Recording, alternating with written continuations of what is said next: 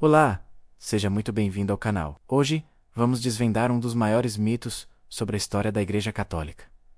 A ideia de que o imperador Constantino teria sido seu fundador. Essa é uma crença muito popular, mas que não se sustenta quando olhamos para as fontes históricas. E hoje você vai entender exatamente o porquê. Antes de falarmos de Constantino, precisamos entender o mundo em que ele viveu. O Império Romano estava um caos, e para os cristãos, a situação era ainda pior. O imperador que veio antes dele, Diocleciano, promoveu a mais terrível e sistemática perseguição que a Igreja já tinha enfrentado. Imagine só: impostos abusivos eram criados especificamente para os cristãos. Bíblias e textos sagrados eram queimados em praça pública, e milhares de fiéis foram torturados e martirizados simplesmente por sua fé. Era um período de tirania e declínio para o império e de sangue e provação para a Igreja. É nesse cenário caótico que surge Constantino, filho de Santa Helena, uma mulher de fé profunda.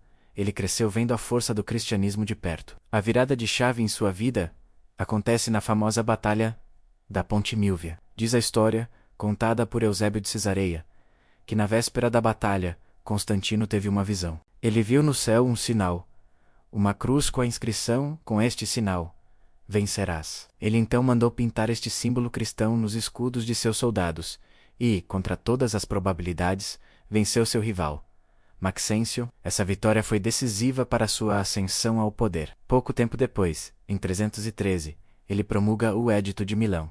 E aqui está o ponto central da confusão. O Édito de Milão não funda a Igreja Católica. O que ele faz é dar liberdade de culto aos cristãos. Ele decreta o fim das perseguições. Pela primeira vez em séculos, ser cristão não era mais um crime no Império Romano. Foi um marco, sem dúvida, mas foi um ato político de reconhecimento, e não um ato de fundação religiosa. A prova disso, a Igreja já existia, sólida e estruturada, há quase 300 anos. A hierarquia com bispos, padres ou presbíteros e diáconos não foi uma invenção de Constantino. Ela já é descrita nos Atos dos Apóstolos e nas Cartas de São Paulo, escritas no primeiro século. A sucessão apostólica, com a linhagem dos papas começando com São Pedro, já estava bem estabelecida. Temos listas dos primeiros papas, como Lino, Anacleto e Clemente, que governaram a Igreja muito antes de Constantino sequer sonhar em nascer. Além disso, já existiam catecismos, como a Didaqué, ou o Ensino dos 12 Apóstolos, um documento do final do primeiro século que já trazia instruções sobre batismo, oração e a Eucaristia. A própria Basílica de São Pedro, que hoje conhecemos no Vaticano, foi construída por Constantino. Sim, mas sobre um local que já era venerado pelos cristãos há séculos. O túmulo do apóstolo Pedro. Ele não criou um lugar sagrado do nada. Ele monumentalizou uma tradição que já existia. Para não restar dúvidas, basta olharmos para os padres apostólicos quenes, eles são os discípulos diretos dos apóstolos. Pessoas como Santo Inácio de Antioquia, que foi discípulo de São João Evangelista, ou São Clemente Romano, discípulo de São Pedro.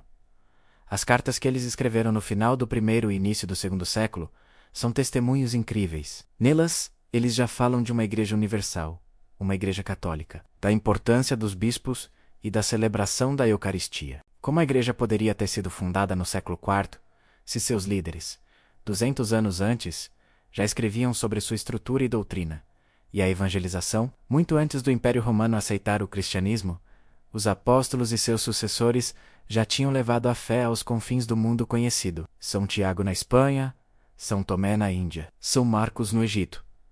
O cristianismo floresceu no norte da África, na Ásia Menor, na Gália, tudo isso sob perseguição, sem qualquer apoio estatal. A Igreja cresceu com a força do testemunho e do sangue dos mártires, não por um decreto imperial. A mãe de Constantino, Santa Helena, teve um papel fundamental nisso tudo. Já idosa, ela viajou para a Terra Santa, para Jerusalém, numa peregrinação para encontrar os locais sagrados da vida de Cristo. Foi ela quem, segundo a tradição, encontrou as relíquias da Vera Cruz, a cruz onde Jesus foi crucificado. Essa busca pelas relíquias mostra como a Igreja desde cedo valorizava sua história, sua tradição e os lugares físicos onde a salvação aconteceu. Então, qual foi o verdadeiro papel de Constantino? Ele foi um político brilhante. Ele percebeu que o cristianismo, com sua forte organização e sua mensagem de esperança, poderia ser o cimento que uniria um império em ruínas. Ele não inventou a doutrina. Na verdade, ele só foi batizado no leito de morte, muitos anos depois de ter dado liberdade à igreja. Seu papel foi dar paz e estabilidade ao império, agora cristianizado. Mas a teologia, a liturgia e a estrutura da igreja já tinham sido forjadas por séculos de oração, estudo e, principalmente, martírio. É curioso ver como ele é visto de formas diferentes. No Oriente, ele é venerado como São Constantino, o Grande, um pilar da fé.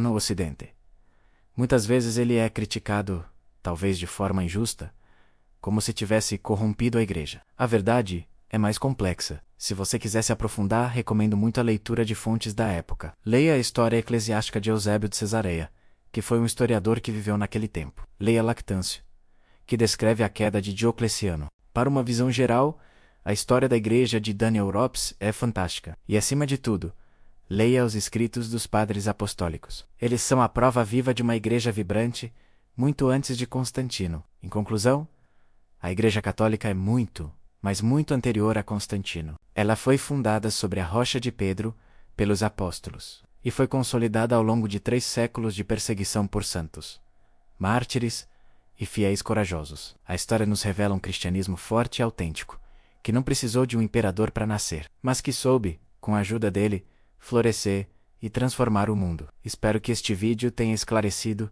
esse ponto tão importante da história. Se você gostou deste conteúdo e quer continuar descobrindo a verdade sobre a história da igreja, não se esqueça de se inscrever no canal, ativar o sininho para não perder os próximos vídeos e, claro, compartilhar com aquele amigo que também precisa saber disso. Muito obrigado por assistir e até a próxima.